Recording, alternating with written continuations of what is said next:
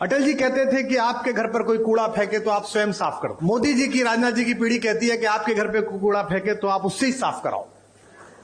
और मुख्यमंत्री जी की पीढ़ी कहती है कि आपके घर पर कोई कूड़ा फेंके तो आप कूड़े को भी साफ करो। हमारे मुख्यमंत्री जी पे इतनी चर्चा होती है, मैं पूरे भारत में जाता हूं, इतनी चर्चा होती है।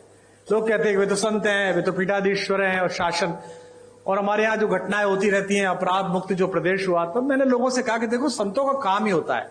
दो प्रकार के संत हैं। एक संत वो हैं जिनसे सज्जन व्यक्ति मिलता है और मिलते ही मोक्ष को प्राप्त करता है। एक हमारे महाराज जी, दुष्ट व्यक्ति दिखता है, मिलता है और फिर मोक्ष को प्राप्त करता है। दोनों प्रकार से साधन संपन्न है।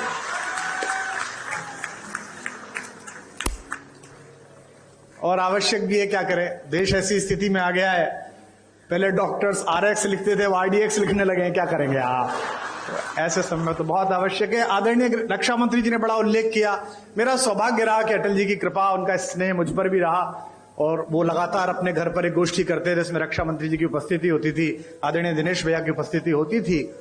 तो पार्टी के सभी लोग बैठे हुए हैं आज यहाँ पर, बहुधा पार्टी के ही लोग हैं।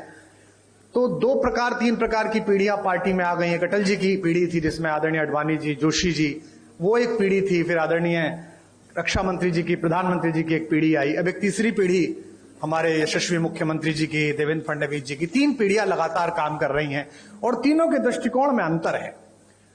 अटल जी कहते थे कि आपके घर पर कोई कूड़ा फेंके तो आप स्वयं साफ कर दो। मोदी जी की, राजनाथ जी की पीढ़ी कहती है कि आपके घर पे कूड़ा फेंके तो आप उससे ही साफ कराओ।